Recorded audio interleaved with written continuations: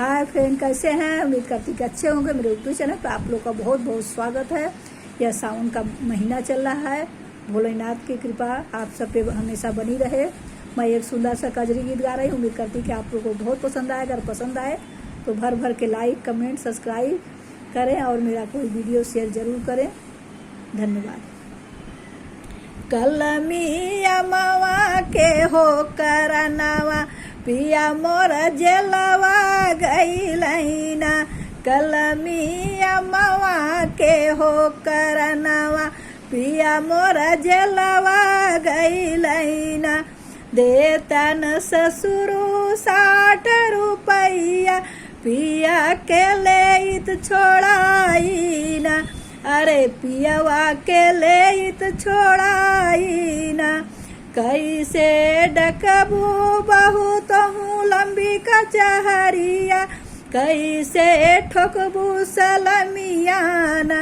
अरे कैसे ठोकबू सलमियाना। कैसे तो हूँ दरोगा बतियाईबू पिया के लेबू छोड़ाईना। कैसे तो हूँ दरोगा बतियाईबू पिया के लेबू छोड़ाईना। अरे कूद के जाबे लंबी कचहरिया। कूद के फानब लंबी कचहरिया। झूक के ठोकब सलमियाना। अरे झूक के ठोकब सलमियाना।